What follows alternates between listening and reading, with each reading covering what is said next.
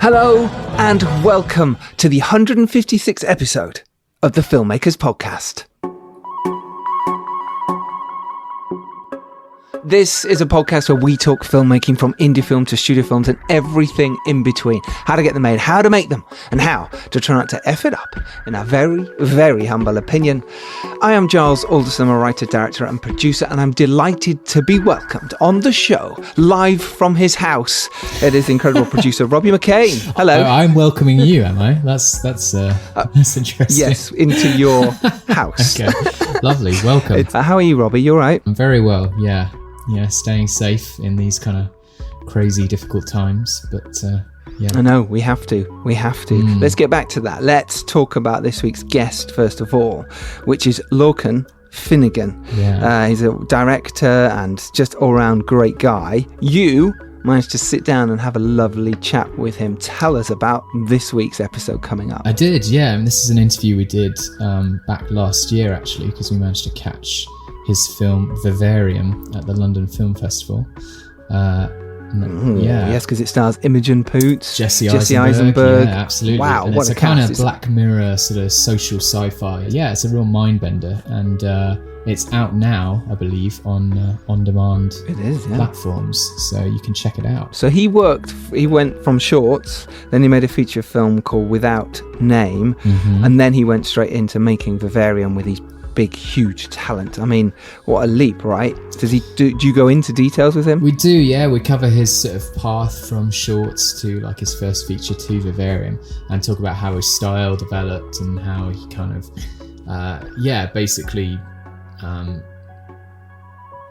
how he was able to leverage the sort of success of each project to jump to the next stage, basically. And amazing. Yeah, he's very chill guy, actually. You'll see in the interview, but he downplays it quite a lot. But cool. But yeah, he's when I wasn't got some there, good insight. Yeah, you were. Yes. This is whilst you were filming Arthur and Merlin, correct? There you go. Yeah. Yes. And what's the story on that, Giles? Have you got an update?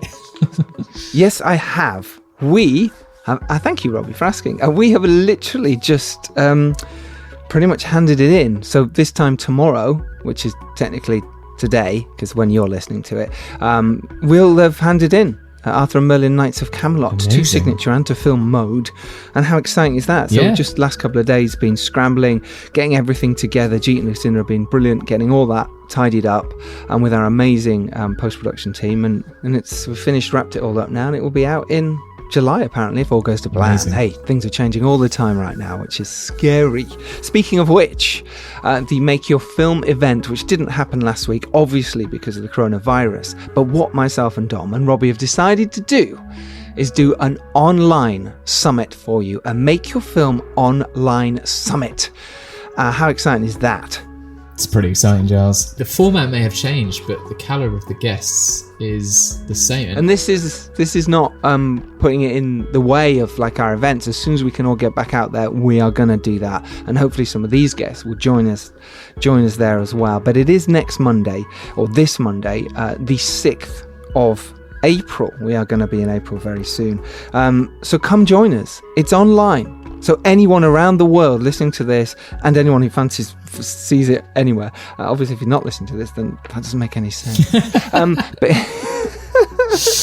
But it is next Monday. It is the 6th, so come find us. The link will be in the show notes. And at the moment, I think we might have to charge a nominal fee of £1, only because that's £1, because it does cost quite a bit, and I think you have to pay something to do it, but we wanted to keep it as almost free as possible. But the guests we have the fantastic Christy Wilson-Cairns from 1917. She's going to be there, and you can ask her questions.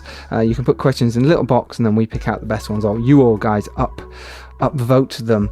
We also have Finn Glynn, the producer of Mad to Be Normal, Jack Binder, the Oscar-nominated producer of First Reformed, and we have Colin Gowdy, the editor of Star Wars Rogue One. And what we're going to do, I know, is go into detail about pre-production, about scripting, about getting your project ready for when the time is right. So we're going into detail about development.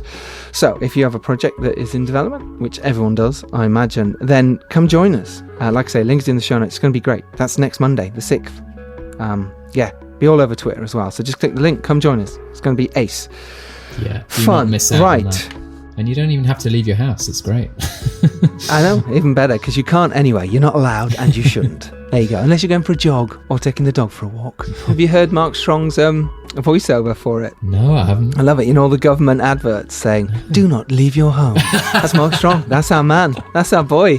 How great is that? Yeah, it's so apt that he is the voice of authoritative kind of safety precaution control. It is. Yeah. It is. Wash your hands. And also we have some shout outs this week. Some lovely people have messaged about last week's episode and the weeks before. Thank you so much to listening to Dan and Paul Knight's escapades about how they made a film for 10 grand in 8 days. I mean, that's pretty impressive. The film's out now. It's done really well. That's called 24 Little Hours. Go check it out. But listen to the podcast about how to do that. But shout out this week to Kelly Jubilee, Seb Cox, Claire B, 3T on Twitter, Simon Cox, Victor Rios, Michael Gorman, Keith Gwynn, and Mo Wani and the team who have their Indiegogo campaign going now for their film Immune, which they'd kind of set up before all this COVID nonsense happened, but it's about a pandemic. An authoritarian government hunts those who are immune to the virus. And it's a sci-fi thriller. Do click the link there and help if you can. They're halfway to their goal and they finish in 18 days, so they're doing really, really well. Yeah, sounds amazing. McFarlane and Leslie Ann McFarlane, who you've worked with the guys before as well, haven't you, Robbie? He's a good guy, Rob. So definitely check out his campaign and back it if you can. So there you go. So do support that if you can. And finally, Robbie, you want to ask me something? Yeah, Giles. Tell me more about the Dare. What's going on? What's the update? What's the status update on the Dare? Thank you, Robbie. Yes, the Dare is doing really well. We're still in the top of the iTunes charts for America and Canada. So if you're in those two places, do go check it out. It is available. We're getting, I can't believe the reviews. I'm over the moon with the response from the fans. If you like your horror, if you like it visceral, if you like it gory, if you like it out there and psychological, please go check it out. And if you do, give it a nice review online. That honestly means the world to us. And Serial Killer's Guide to Life is also out as well. So if you like your horror a little bit more funny, a bit more comedy to it, then A Serial Killer's Guide to Life is for you. So 2 films there. I've been hearing it's getting a lot of love in the Netherlands, the Dare. Is that right? It did really well in Holland, yeah. Cinemas apparently did packed out business. Those Dutch horror fans, yeah. Don't underestimate there they are. I love them. you all. We'll find out some more news soon about where it is also going to be released, so do check out our Twitter at The Dare. Are you surviving, Robbie, through all this, by the way? I am surviving, yes. Properly, because it's hard. Yeah, it's... are you not dying in a corner right now, pretending? No, I'm incredibly fortunate to be healthy and well, and I'm very thankful for that. It's a weird situation, like having to go out, and shopping for food is a completely different experience. I imagine most people who make films probably have the same thing, where they look at these situations that are typically, you're so used to being very ordinary, and they're suddenly a bit more surreal and loaded with kind of tension because of the current situation, and you can't help but sort of thinking and letting your imagination run wild a bit. But yeah, it's obviously still very important to stay safe, everyone, and maintain social distancing and all of that. Let's listen to Mark Strong. Maintain social distancing. At the moment, I'm having to do a lot of remote work, doing a lot of editing based stuff. I know a lot of people are directors they're now doing things like storyboarding and other sort of tasks which are a bit more you can do remotely. How's it affecting you? Interesting. I feel like I haven't stopped because we had to deliver King Arthur at Knights of Camelot, and I still had loads of stuff to do on the Dare. I'm still editing little clips up now for socials and stuff like that. I feel, and I had scripts to write and deliver at a certain time, so I've had actually no time at all. I feel like I've been busier than normal. All I have done is just not leave the house to go to meetings there. I've had them online, or so my time has been really full on. So next week and the week after, I'm kind of thinking that's when it might hit me a bit more.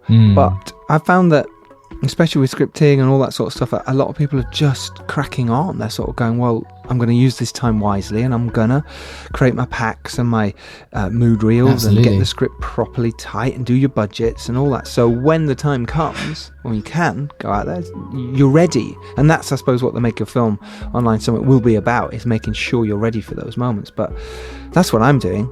Yeah. I'm getting myself ready. So I'm not stopping. I haven't stopped yet. Amazing. And I think that is kind of a good thing. Yeah, in my mind. you've got to maintain that momentum and do.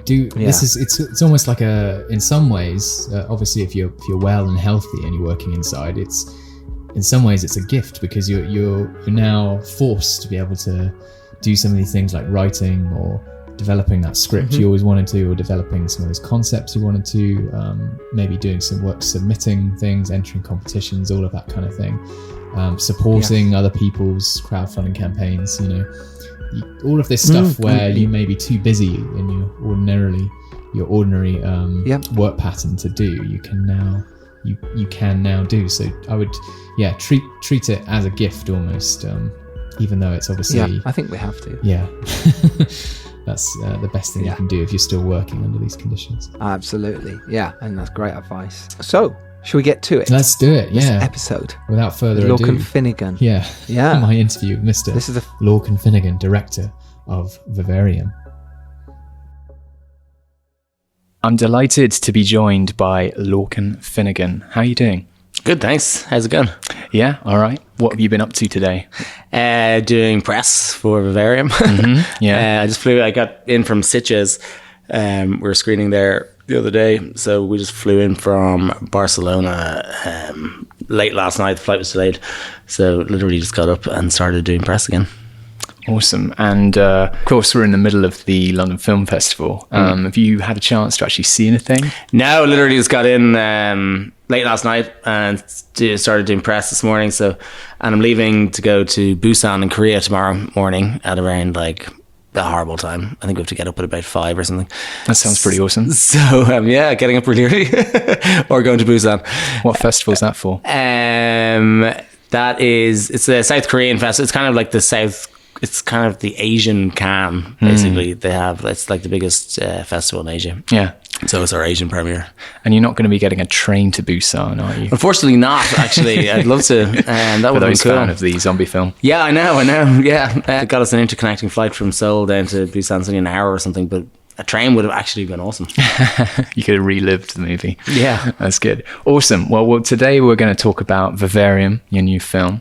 And we're also going to talk a little bit about, how you started, how you got going, and your first film, of course, Without Name. I think first off the bat, I've seen Vivarium, and one of my favorite kind of new genres is this kind of emerging, social thriller, soft sci-fi kind of, or normcore sci-fi, where it's sort of near future, right? But you're not going totally overboard with the sci-fi. And this has become kind of quite popular with things like Black Mirror and stuff, and Get Out, and a lot of these kind of things like that. Yeah. And your work kind of is like putting a different spin on that sort of genre. It's part of this sort of nest of different sort of subgenres of that kind of sci-fi that are coming out. I don't think that that's necessarily a new thing. It's more like a resurgence of an older thing, more 60s, 70s, like a Twilight Zone thing, you think? Where people would be talking about socio-political ideas, but through a sci-fi story, as a way of talking about what's going on in the world, so that kind of was popular and then kind of died out, and now I guess just culturally there's a need for it again. And is that something you sort of identify with a lot with your work, in terms of channeling that? Because obviously I think with both of these films, they're both sort of similar in the sense that it's a seemingly normal setup, but then kind of slowly unravels to become something very creepy and supernatural. Yeah. And they're both very different, but they're both kind of Without a Name, I suppose, could be interpreted as a sort of eco horror or environmental horror because of some of the ideas and themes in it, and Vivarium is definitely a kind of there's a lot of metaphor in there about the social contracts and the state of living today. Can you tell me about how you got going in the first place with some of your early shorts? What was your kind of like route into the industry? Yeah, I mean, I studied graphic design originally, and some of the projects I was doing in college in graphics, where I was kind of like making like a fake trailer for like a type project or something, you know, kind of squeezing in sort of narrative things just because I like messing around with cameras and, you know, editing and all that kind of thing. So, because I was doing a bit of that with my friends anyway, we were kind of, you know, I guess people's parents had bought handy cams, little Sony things, and so we were shooting stuff and messing around with it, skate videos and sketches and doing a bit of, you know, what you call it, like reality comedy, you know, like gluing money to the road and then watching people try and pick it up or whatever, hiding in the bush. So we were messing around doing all that kind of stuff. And then when I finished college, I got a job. Like I made a few kind of short. They weren't really short films. They were kind of like fake trailers and a kind of interactive game that was all stop motion and stuff. And then I got a job working for Zeppatron, which is Charlie Brooker's company, as a runner at first, and then I started. They're making like the first mobile content for phones. Before there was kind of like, they were called video phones. There was no like 4G or 3G or whatever, so phones weren't able to access content like they can now. So they were coming preloaded with videos. So they'd got some sort of contract to make a whole load of content for these, for three mobile, which we called like Coaches in One Poa back then. And so I was supposed to be on that team of people making that stuff. And then, so we were kind of ended up shooting stuff and editing it for them. And then I was kind of doing that then instead of making tea or whatever. And acting in them sometimes. Wow. And came up with a few sketches and stuff to shoot. So that was did that for like 2 years. And we made like a lot of stuff, and it was all super cheap, like basically no budget. But it was good fun.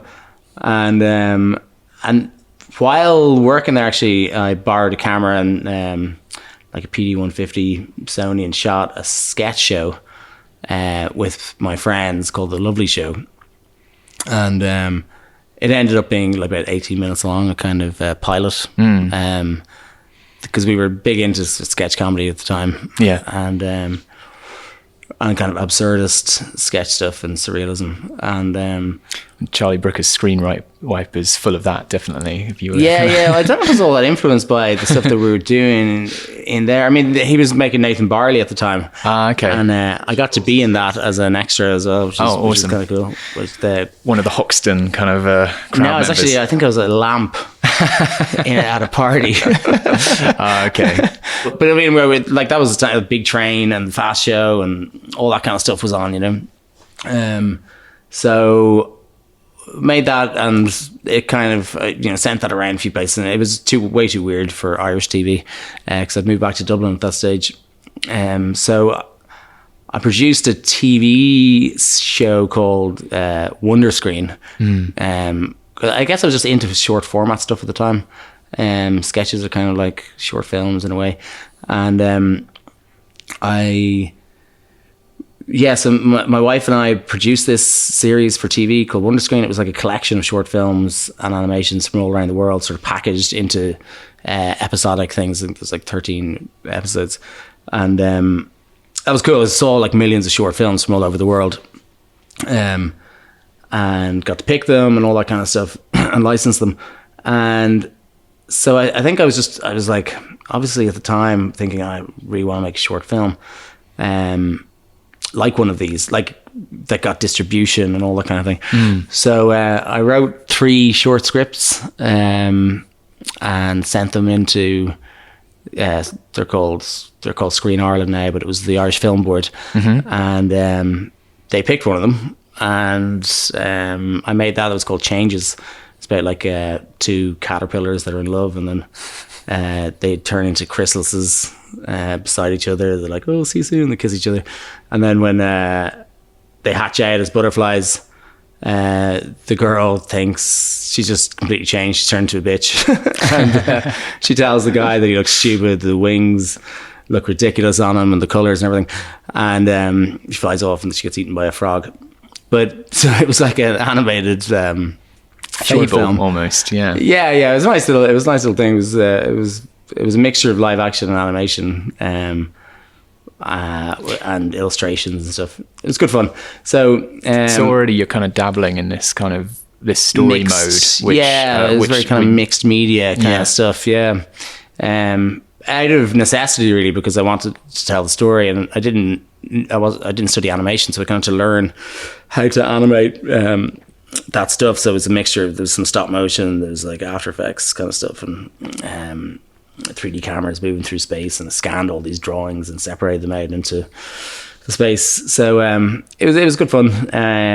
So that was just a decision, like, to make it an animation. Like it never crossed your mind, like, well, I've filmed stuff before as sketches, so maybe I should try and make this live action. It was purely based on what was needed for the script. Yeah. I mean, I did write the script as being butterflies. Was already, I think it would have. I guess at the time I thought. It's kind of, I think filmmakers in some way need to be slightly delusional, thinking that they can just make anything, that you'll figure it out. But because I'd studied design, I kind of knew a little bit about After Effects and all that kind of stuff. You felt a bit more confidence with the animation side. Yeah. I kind of thought that it would be, that I'd be able to make it look good. Without having to spend a lot of money on lights and cameras, and I didn't know about any of that stuff either. Like I wouldn't have a clue where to begin with production stuff. So we made that, and then that did kind of well. It was in a bunch of festivals. It was actually here in the BFI like years ago, in like 2006 or something like that, 2007, and then made another short film called. Defaced, and then made a bunch more short films. And then you made Foxes. Yeah, so that was the first live action short. So that was when I met Garrett Shanley, the writer I work with, and we were trying to come up with something to do together. And he'd written this. He has a blog, and he'd written this kind of first-person essay. Called Foxes, about a couple who end up trapped in this kind of weird place, and I thought it was great. I thought it would make a really good short film, so we developed it into a script and submitted that. I think it was also though, like at the time, the live action shorts and stuff that were getting made, that were getting funded, were all very kind of kitchen sink drama kind of stuff. It's all quite, it wasn't stuff that I was interested in. So this was almost a subversion of that, because you're taking some of those ingredients, but like just taking it to completely different place. But it was also a way of like, say, that's why I think also the reason I did animated shorts, because I was able to get away with more and be a little bit more metaphorical. So then with Foxes, I kind of knew we needed to get the money. We needed something that was kind of political enough and kind of serious enough for them to think, oh yeah, we have to give them the money for this, but at the same time enjoyable enough for us. So it kind of combines some socio-political ideas with it's a supernatural horror short, really. So you having to play a bit of a game there to make sure you got the funding for the story you wanted to tell. Yeah, a little bit. Yeah, I mean, I don't know if it was so thought out, but it worked anyway. The plan worked, and so that was like a first kind of, okay, we know it was very challenging, set in a very kind of strange world. It was live action. We did actors, DP, and production designer, and all that kind of stuff. So it was like a 5-day shoot, and it won a bunch of awards and stuff like that, which then attracted agents. My UK agent kind of saw it and liked it, and I signed with Independent, and we started working on Vivarium actually after that. Oh wow! but it took so long to finance because it was going to be quite expensive to make on a bigger scale. That we made without name in between. Okay. So backing up a little bit, when you were shooting Fox, was that the first time you were stepping on set as a director, kind of working with crew and stuff?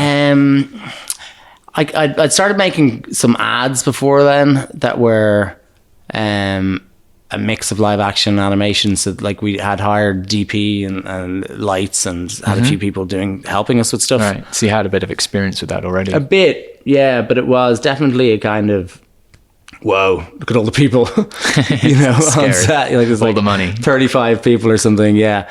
But we had about 70 grand or something to make it. So it was actually, it was pretty achievable. Substantial, yeah. And I had friends that helped me with like CGI and all that kind of stuff that I knew, and I kind of knew a good bit about that stuff, but they were like really, really good at it. So we're able to make it. And for that sort of development and funding side of process, so how was that in terms of taking the concept with the writer and then building that into the script? Was that quite a collaborative thing, or how did you handle that with the writer? Do you mean the short or? Yeah, the short. Yeah, it was an unusual one because this was almost, the story was kind of there. It was it wasn't a script, but so I think once we decided we were going to do it, we had to hand in a script. So we just talked about it, and we, I guess it was the first time collaborating in that way with, oh no, it wasn't actually, because when I first met Garrett, we met at this thing called Catalyst Project, which is a little bit like the microwave scheme here or something. So it's like a kind of a lab where you, yes, like a low, yeah, exactly. So they were gonna finance 3 films at around 300 grand.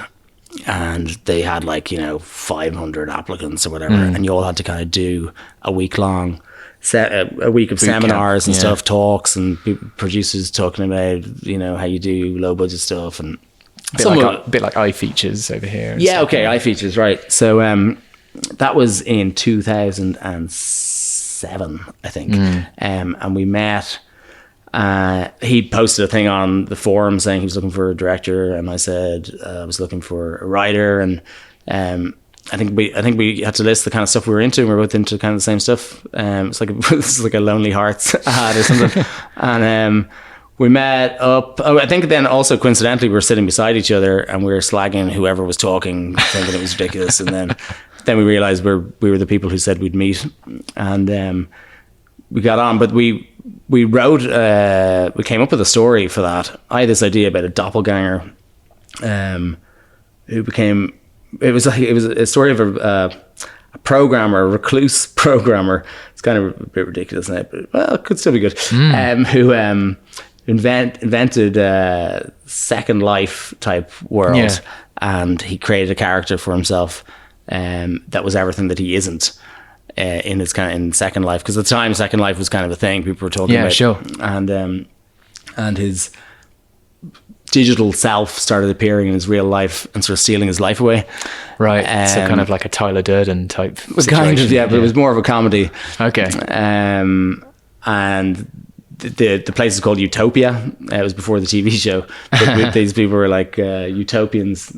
So everyone had their doppelgangers, but then these doppelgangers were coming back into the real world and using USB keys to suck people up, the other version, and stick them, because they wanted to live on Earth, and they wanted to escape the digital world. Anyway, it was a bit mental, and it was way too expensive to make, but we wrote a draft of it and handed it in, and we were shortlisted, and we had an interview and stuff, but they were like, this is going to cost way more than 300 grand to make, and we're like, yeah, probably. So then we came up with we put in foxes as a kind of alternative. So what's it like learning that process? Because I think every filmmaker's gone through that, where you kind of maybe a bit too optimistic with what you can achieve with budget at a certain stage, and then you have to learn to scale back and think like, right, what can I realistically achieve? And when you put those limitations on, you kind of, the results are a lot more effective. Yeah, I don't think you ever learn. I mean, you're always more ambitious than like this. Ambition versus reality is just like a constant problem. Yeah. And you kind of have to do the best with what you've got, even though you always want more time, more money, more, bigger, everything. Sure. But reality then puts limitations on things, and you often problem solve based. Actually, if you know the parameters, it's good. On Vivarium, it was a bit trickier because the parameters kept changing.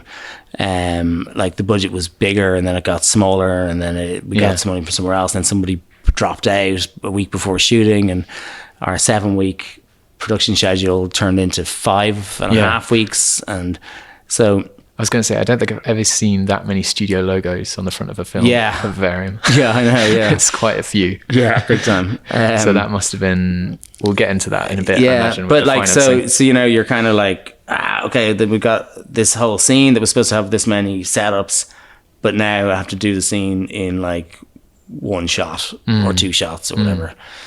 So it just forces you into thinking about all that kind of stuff. But there's a really good book by Bruce Block, Visual Story, I think. Okay. It's like visual language book anyway. It's about visual storytelling and like explaining stuff in a single image or so sounds like a designer's book, or it's if you're designers kind of production designers into it, but it's about film. So I always find, like, I read that I think before making Foxes, and it was very handy on Vivarium, where you're just thinking of what you want emotionally from one picture. Like if it was just a photograph, to be able to get a sense of what's going on in that picture emotionally and what you're trying to say. So when you've got very little time for coverage, it's really good to be able to fall back on that, So you get some prestige from Foxes and you start developing Vivarium at that stage, right? So can you talk about the process of how you then switch to Without Name and your kind of the production cycle on that? Yeah. So that was basically the next round of Catalyst. So like there was a big gap of years where they didn't, where the funding or whatever it's called program. They did it once and then they didn't do it again for years. And then we were like working on Vivarium and it was taking forever and there's all these notes and it came up again. It was like announced, they're doing another round of Catalyst. And I was like, right, this time we're doing one. So Garrett and I have been talking about, like, because we'd been working together on other things, and we end up going off on tangents and kind of creating these other projects that we'll come back to later and stuff like that. We've been thinking about a kind of a spirit entity that protects a place, and it does so by trapping somebody in it, and then they're only released when they trap the next person. So they're like centurion kind of spirits of a natural habitat. And I know a lot of the kind of Irish folklore around fairies and which were very kind of poetic and interesting, not like fairies with little wings like Tinkerbell or something, but more like the way that light will refract across the surface of a lake with a breeze is like evidence of fairies. So it's kind of like when you see beauty in nature, it's like a phenomena. You're kind of like, wow, like what it is that, like the canopy of a forest, when you look up and it kind of moves and sways and you're like, it's got a kind of ethereal, beautiful quality, that is like the spirit of the place, which are the fairy. So we very quickly had to we applied and we had to do the seminars again and all that kind of stuff, but we had an idea early on, and we'd already partnered up earlier on, and so we had the writer, director, producer, because Brunella Coquilia, who we're married now, had helped me do college projects and then my first shorts and all that kind of stuff, and she produced Foxes and so was ready to go and produce feature as well. So we applied, we'd had the little bit of kind of prestige or whatever with Foxes. So it seemed like a good project. And we were also very conscious this time around of being realistic with like setting something up with, we listened to the people who were talking, saying like, don't have loads of locations, don't have, we ended up with a good few locations, but don't have a lot of cast. And but you make good use of the natural environment as totally, well. yeah. Use the locations. Yeah. And if you watch the trailer for Without Name, it definitely stands up today. It looks amazing, and it's just that natural beauty. Photography, yeah. It costs nothing really, you know. It's a good lesson for indie filmmakers out there. Yeah, like outside. That's great. You know. And like if you get a storm or something, that's even better. Worked for Ben Wheatley with a field in England. Field in England, yeah, exactly, yeah. Just show up. Just in a field. But please get permission. Yeah. So we got it anyway. We got shortlisted and interviewed and all that kind of stuff. And so we were one of 3 teams that made film. We had to shoot before spring, so that I wanted, as the whole kind of thing about dendritic fractals and light, you know, the kind of repetition of the fractal pattern in nature and lightning and the roots of trees and mushrooms and all that kind of stuff. So we had to shoot before the first buds appeared on the trees because I wanted them bare. So we had to do it all really quickly. So we wrote Garrett wrote the screenplay, first draft, really quickly, and it was a bit too big, it was a little bit too mental. But that's always the way with first draft. It's like, you know, everything's on the page. Everything's there. So we paired it back, and we just set a date and just said we're going to stick with the date no matter what, because there's always like, well, I guess if you got big casts, there's nothing you can really do because, you know, a lot of the time the financing will be based on who you have in it. But with this, we didn't have any of those concerns. We've just been given all the money. So we set a date and we started casting, and we shot it in 4 weeks, and it was 21 days of actual shooting. And there was no special effects. I basically said in the application there'd be no special effects apart from stuff that I can do myself on the computer, which I had to do, which is painful. Way too many. Painting out stuff, really boring stuff. And I got a couple of people to help me. But then it premiered at Toronto. In the Vanguard section, and you say that really casually, just kind of like, how did you what was the submission process of that like? So after Foxes, we kind of had a few kind of conversations with people. There's a company called XYZ Films in the US, and I think they had seen my short probably at a festival or something like that, because they're into genre things anyway. And they had heard, they'd seen like the kind of press announcement or whatever about these 3 films getting made, and obviously Without Name sounded like something kind of spooky and interesting. So one of the guys there, Todd Brown, got in touch and said, wanted to read the script, and he's, you know, said we could be your North American sales agents if you want. And I was like, yeah, that'd be cool. So then they kind of helped with the submission process, because normally speaking to TIFF and all that kind of thing. So they all know each other because they spend all their time just going around festivals. Sure. And there's festivals I didn't know about. You know, I wouldn't know what category in whatever festivals. Yeah. So that's what's really handy, to have good sales agents on your side, I guess. Yeah, totally. I didn't even know what a sales agent was. I'm still trying to figure it out, really. But they said they'd help anyway, so that was cool. So I think we did a few submissions that we didn't get into. I think we didn't get into South by Southwest, even though I'd premiered Foxes there, which was so I was like, oh right, that's not very nice. And then, I think there was a lot of good kind of horror films that year. And then we had to wait until September. I think we had heard that we were getting in, but we had to wait about like 3 months or something. So yeah, it was cool. We premiered there, and it got good reviews and all that. You know, it wasn't a blockbuster or anything, because it's still a kind of weird genre film that's slightly abstract and arty, but it didn't have any really famous actors or anything. Yeah. So, yeah. And what are your influences for things like that? Because obviously you talked about the writing process, but are you coming up with the visual kind of ideas at the same time? What's your kind of process for that? Obviously you've got a graphic design background. Do you do kind of lots of storyboards?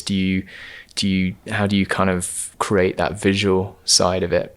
Yeah, so I mean, like, Garrett is the writer, so he writes, and he describes things sometimes where you're going, oh, fuck, how are we gonna do that?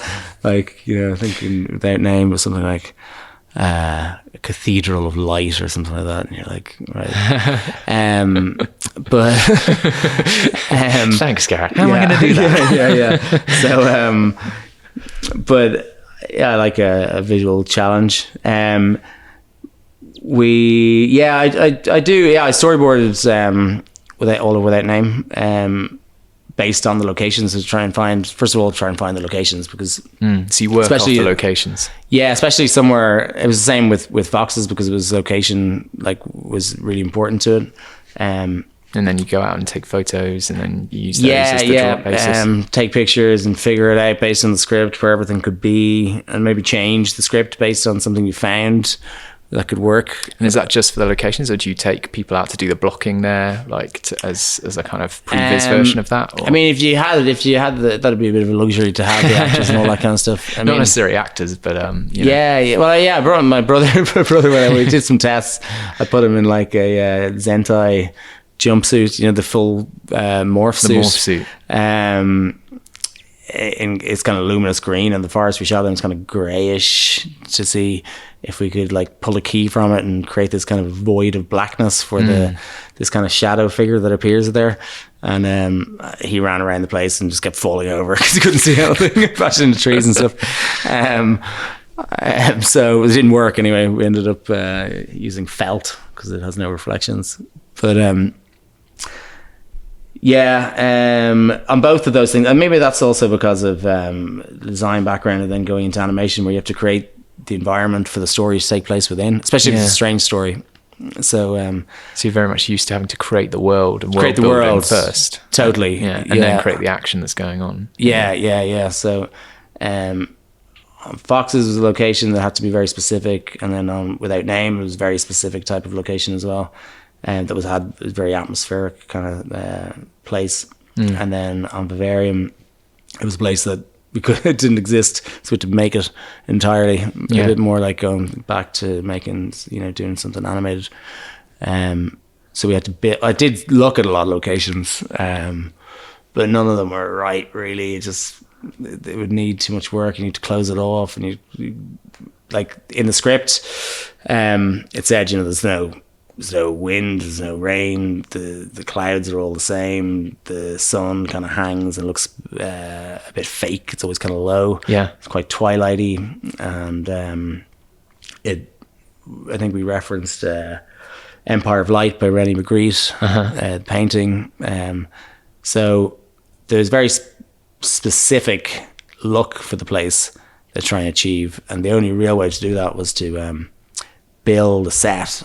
And of course, we started out with a plan to build a set of about like 16 houses or something, which ended up being 3. Like 3 facades, gardens, walls, footpath, road, and then shooting into that for all the kind of medium-sized stuff, and flipping the lights, flipping the car, and all that kind of stuff when we're shooting reverses. And then shooting plates of that set to extend it left and right, and then LiDAR scanning the set to build CG for the extensions. And there's also a lot of 2D map paintings for, so it was quite a technical challenge of a shoot. But if you had a location, it would have been a lot easier, of course. You could just point the camera anywhere. But we had a lot of restrictions, so it did need a lot of planning in terms of storyboarding and kind of visual research, aesthetics, color palettes. Like I normally do up for like everything. Let's do up like a palette of colors. I can tell it's a very designed kind of movie. Right, yeah. So that doesn't surprise me. Okay, here we go. Welcome to Yonder, a wonderful development. It has all you'd need and all you'd want. Number 9. Number 9 is not a starter home. This house is forever. Lee for a boy? Do you have children? No. It's not exactly what we're looking for. That guy was so strange. Yeah. Wait. No, I don't think this is the right way. Yeah, this is the way we came in. Number 9 again. Did we just do some kind of loop? How have we just... Want me to drive? Such a jerk. Because I think this is not possible. We can't make turns like this over and over. We have gone this way, Tom. Oh my god.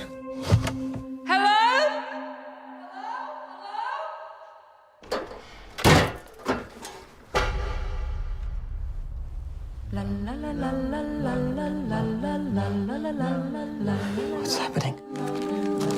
Maybe they'll let us go. What if they don't come? What are we supposed to do? Should we just sit here and we wait to die?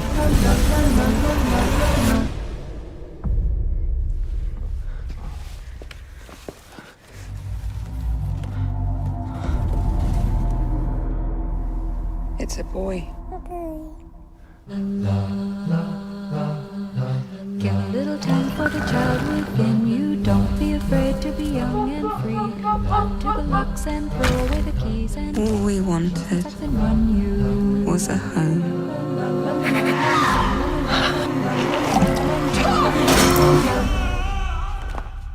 You are home.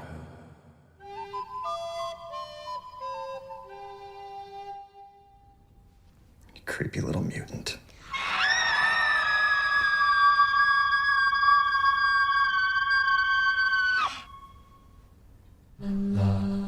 So moving into the kind of visual design of Vivarium, at what point did that process start, where you knew it was the funding was definitely going to be there? Well, I had to do a lot of that to get the funding. Okay. So I had to make like a lookbook, which I basically thought of, because you read the script and you're like, yeah, okay. Like, and a lot of people did when we first sent it out to be read. They were like, it's too weird and it's too expensive because it just seems impossible. The scenes, it's just, how It's do you too do fantastical. that? Yeah. So I basically wrote like paragraphs and stuff for every kind of question that someone would ask you, how are you going to do that? So I wrote a thing explaining how I was going to do it, and I'd have visual references of the kind of look of that, and if it was technical, I'd explain the technical way that you solve that kind of thing. So made quite a It's like a reassurances document in a way. Yeah. It was quite a slick document. Always good to try and get finances on board. Yeah, it was good. Yeah, basically everything's there. So I didn't have to explain too much. And then also made this.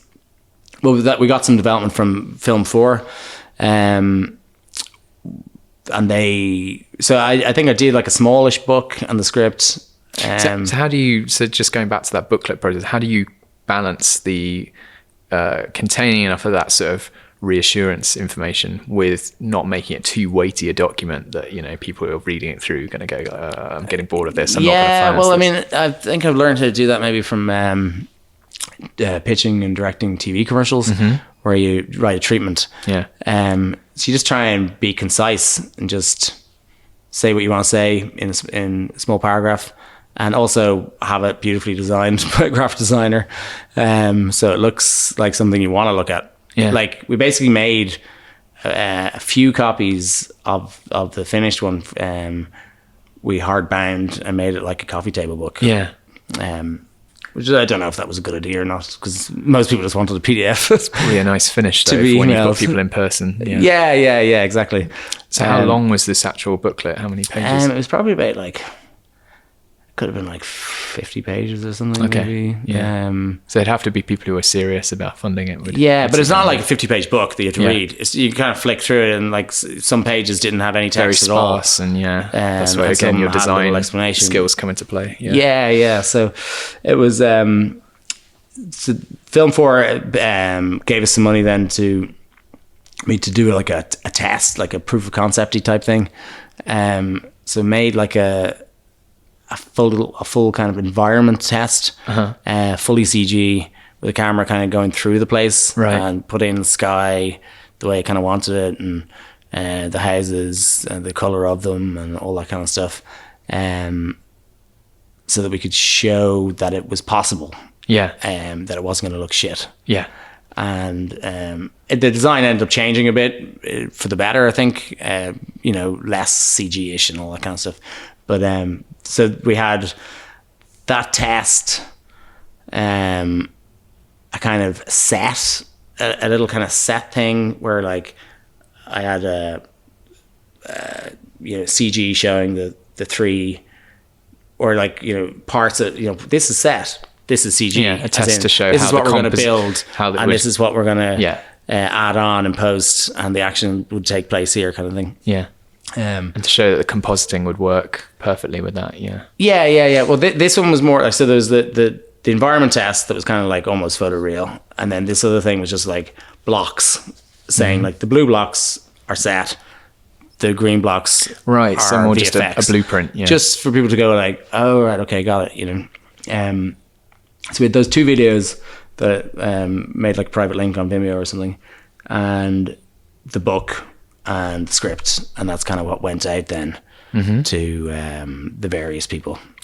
So by this point, you'd already had Without Name coming out. Was there sort of any prestige from that you were able to sort of leverage? I mean, it's like, oh, this filmmaker, he's his short film was in Tribeca and South by Southwest and London and blah blah blah, and at Toronto, his new film is premiering in Toronto, and it's all that kind of creating a bit of a buzz about new talent and all that kind of thing, because everyone wants to be working with whatever's groovy.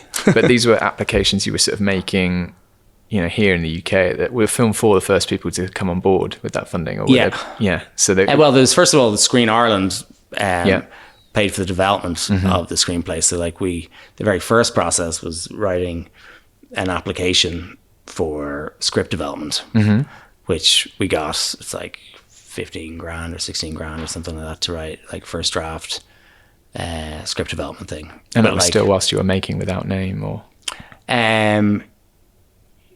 Yeah, probably was. Yeah. So you were kind of making these 2 features sort of concurrently in a way. Yeah, we were working on another 3. It's the life of a filmmaker. Totally. Yeah, you're kind of like 3 steps ahead. Fantastic. So tell me a bit about the funding process for Vivarium and the kind of different hoops you've had to jump through for that. So I mean, the producers did that really, I didn't even really know what they were doing a lot of the time. Like there's a co-production market in I think it's in both Canada and Belgium called Frontiers, that they put the project into.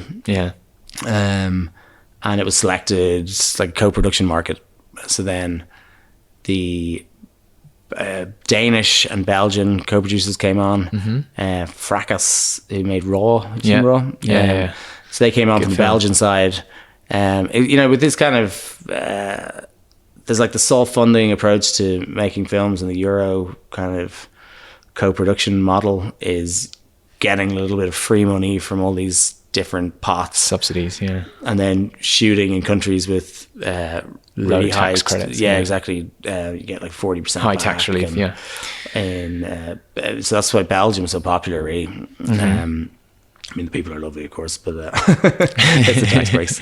And so we got the ping pong films from Denmark came on, and Fracas from Belgium, and then because we had an Irish, Belgian, Danish, because he had 3 European countries qualified for Euromage, right? Which is another pot. Okay. So In Belgium, we got Wallamage, which is in the Wallonia region. Yeah. It's like regional funding for there, which was good, I suppose. And in Denmark, we got the Copenhagen Film Fund and some money from the Danish Film Institute. Yeah.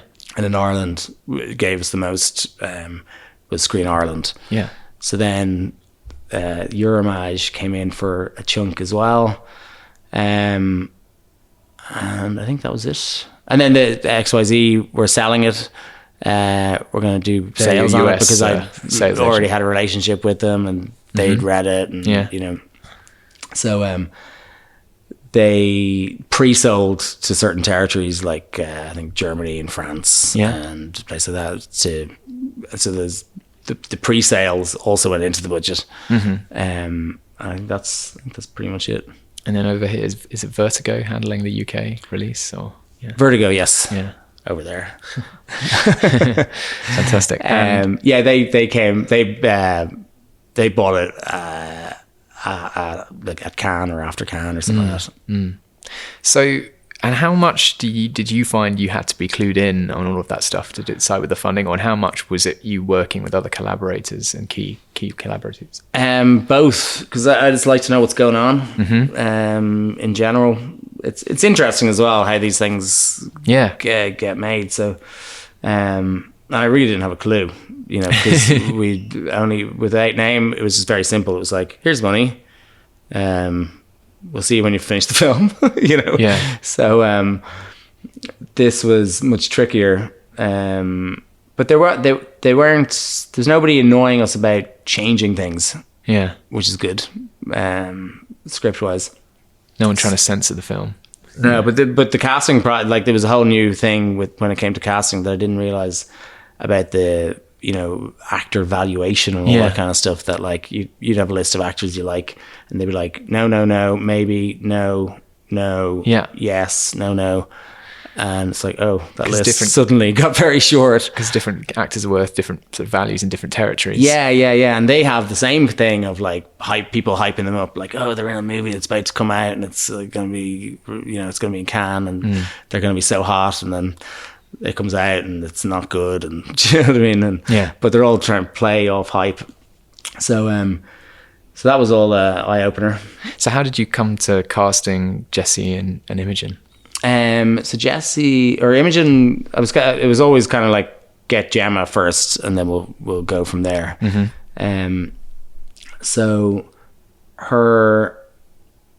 it was kind of lucky in a way. I'd signed with WME in the US for representation. At Toronto after Without Name. And I had sort of two agents working with me there. And one of them left just when we were casting. Like, she was helping me cast Vivarium, sending ideas and that kind of thing. But then I heard that she bailed and she'd gone to CAA. The enemy for those two rival agencies. Behemoths, so I was like, oh, okay. So then I emailed her over there. I was like, so who we got in CAA then? So you kind of had a foot in double each agents. Camp. Yeah, that's really good. Yeah, kind of. So she shared the script then, because people are also very competitive. You know, they want their clients to be getting the best stuff. So there was a bit of buzz about the script because it was unusual, and it was a really good female lead role as well. So so Imogen's agent had read it and thought it was cool, and I think he called me. Like typical Americans, they ring you like at 1 a.m, thinking like, "Hey, but I'm on LA time."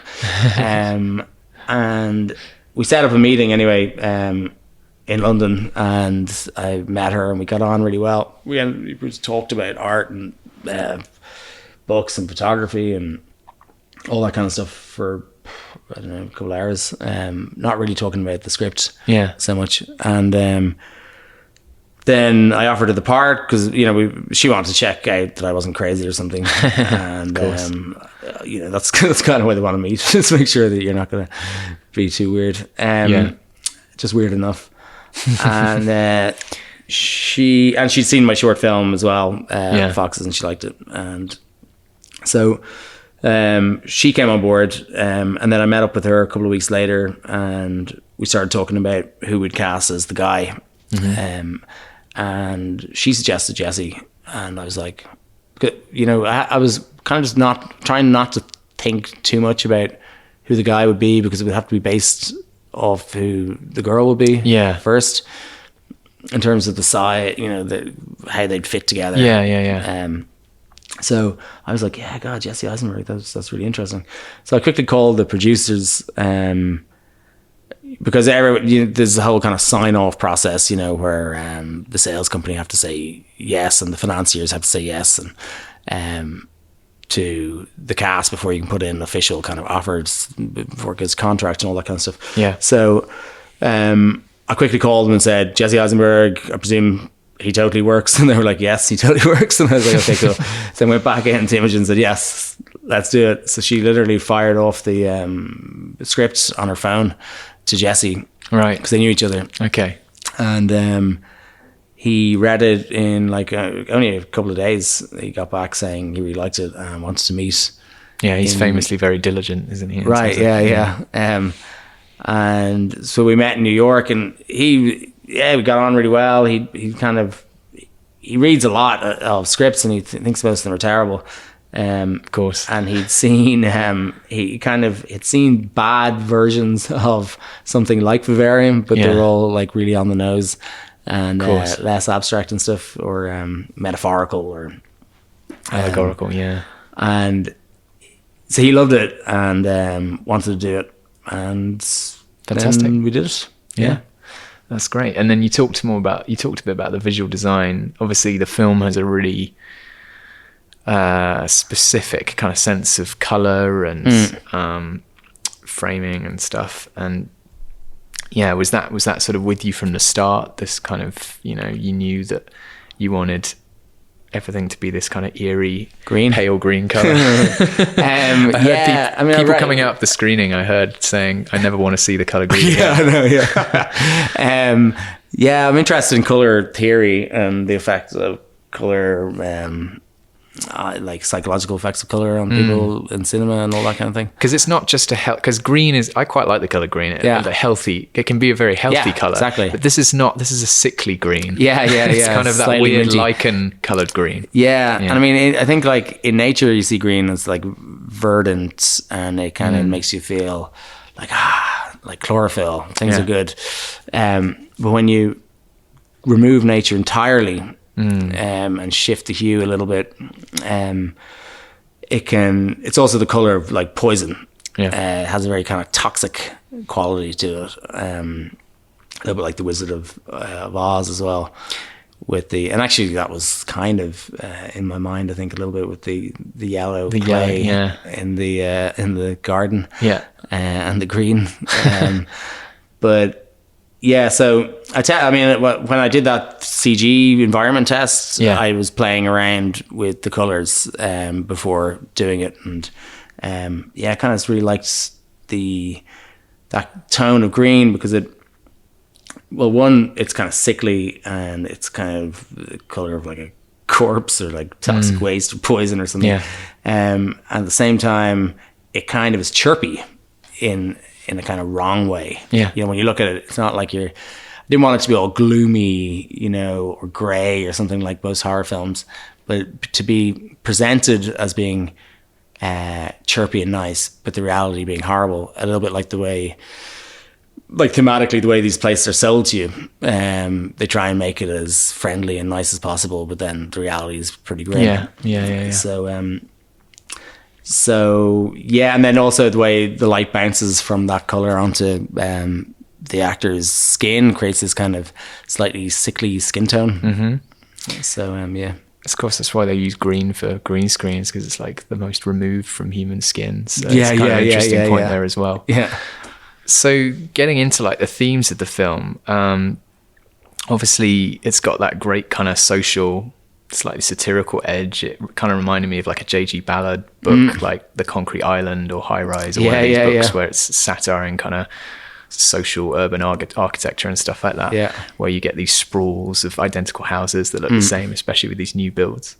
But then obviously it's not just that. You kind of then throughout the film, it sort of starts to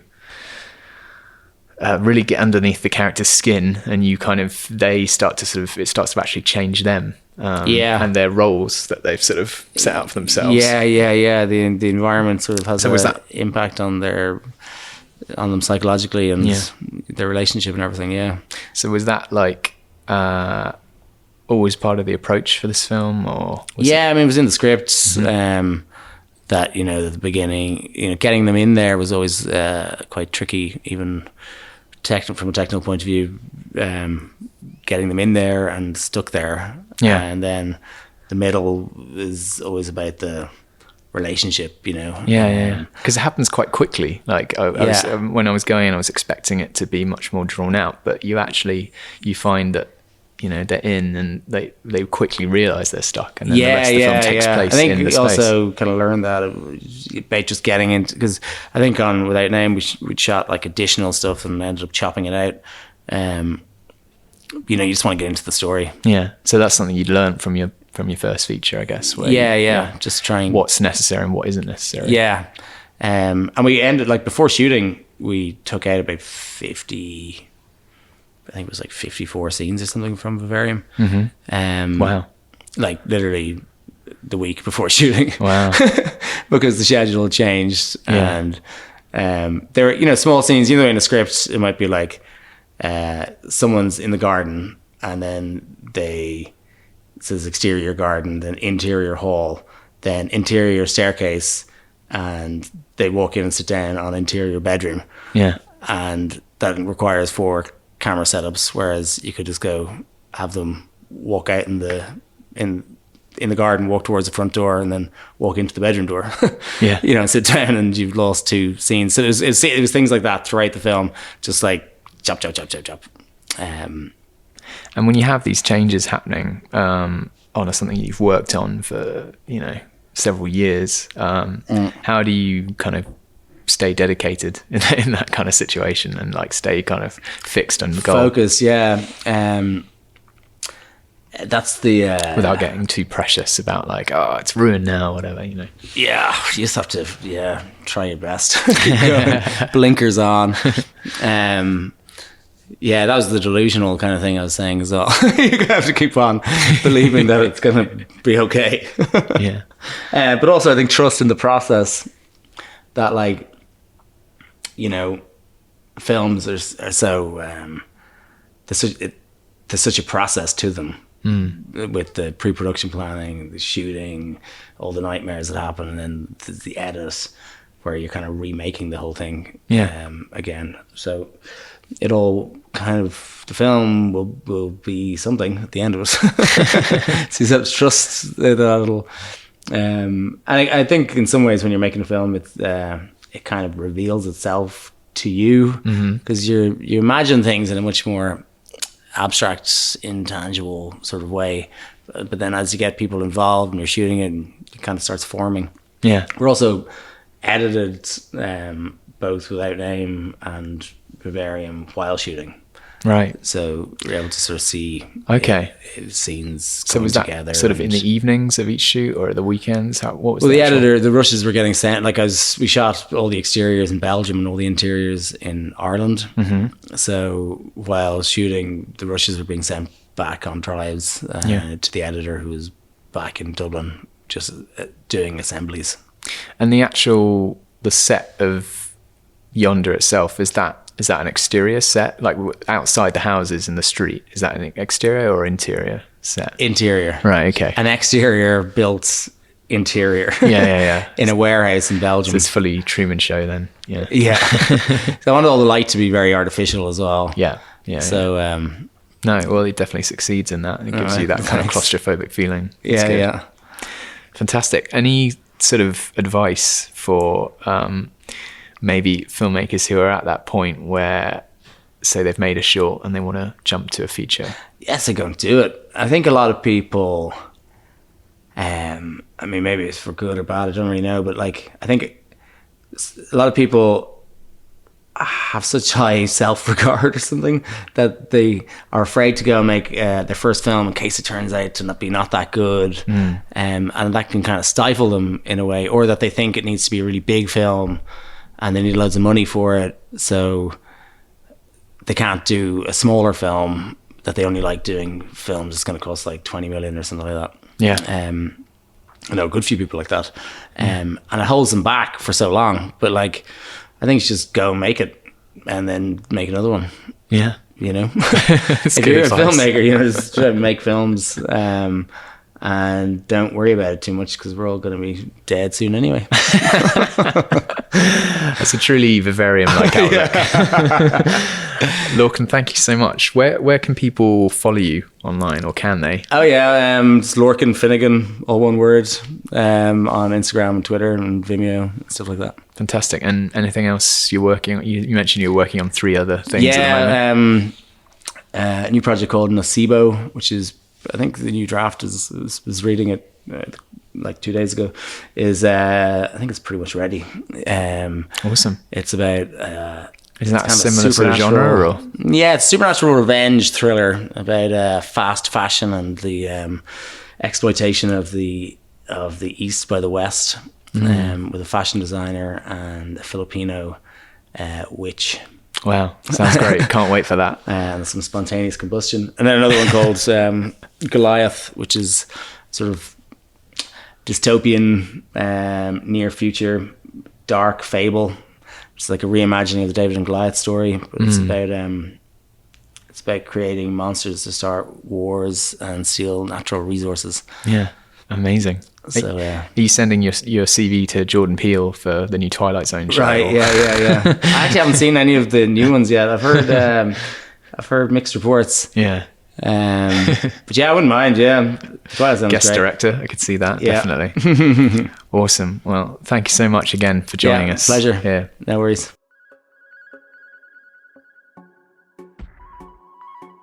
So that was Lorcan Finnegan. Wow, what an episode. I haven't listened to it yet, obviously, because we're still recording the intro. Yeah, I'm talking to the audience, Giles. Come on. Oh, talk to the listeners. Surprise. But Robbie, is it a great episode? Yeah, it's a great episode. I think it's a bit more maybe analytical. We go, some of the questions I like to ask are kind of about like director's style and how that style is consistent across different films. So I don't know, hopefully you guys found that helpful. If not, don't send angry comments, please. But never. But yeah, he's as you especially can when hear we do this from the interview, he's a very kind of relaxed, sedate kind of guy, and hopefully you enjoyed some of the pearls of wisdom that he had to offer. I hope so too. Do leave reviews for us on iTunes if you like this episode. And there is so many episodes that you can listen to. A huge back catalogue. Yeah. Of, we were joking about Mark Strong earlier, but there is a Mark Strong episode. There really is, and it's fantastic. It's episode 19. Just search Mark Strong's name and the Filmmakers Podcast, and you will find it. Other actors out there, they fancy a bit of Scott Adkins talking about action films and working with directors, or Timothy Spall. The list goes on. Plus, we have so many producers, indie filmmakers, Oscar winners. It's just, if you want to help raise money, we've got people talking about that, directing, how they work with talent or kids or animals. It's just, the list goes on, and this is episode 156, so you can imagine there's hours and hours and hours for you while you're in containment, where you're not allowed out. You can listen to podcasts. Yeah, it's all good. Why motivational absolutely fuel for you and your creative endeavors. I like that. Motivational fuel for you. That's good. That is good. It's the ad copy. And also there it is, the ad copy. And do remember the Make Your Film online event. Click the link. Do join us on Monday the 6th. It's going to be brilliant. I mean, hey, we've not done it before, so it might fuck up. But the guests are amazing. It's going to be great. It's going to be great. Finn Glynn, Jack Binder, and Colin Gowdy. What more do you want? And do go watch The Dare and Serial Killer's Guide to Life. And go on Robbie's website, robbiemccain.com, and check out our stuff. Thanks, Giles. Why not? Pleasure. Thank you for listening. Do leave us a nice review wherever you are. And remember, you can make your indie film, but know who your audience is and get out there and do it. And if you're lucky enough to rise up and do well, you got to send that elevator back down, Giles. You certainly do, Robbie. We sound like cheesy DJs right now.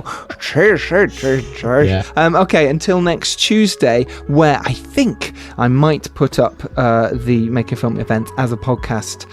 If not, that will go up the week after. We do have Alex Ferrari coming up, where he's giving away copies of his book, Filmtrepreneur, which is brilliant, by the way. It's exactly what you need right now. We also have Bernard Pulcher coming up.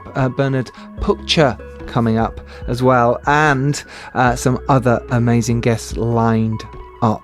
So exciting. Fantastic. But until then, Robbie, stay safe and stay motivated, everyone. Please do. Until next time, take care. Bye. Bye.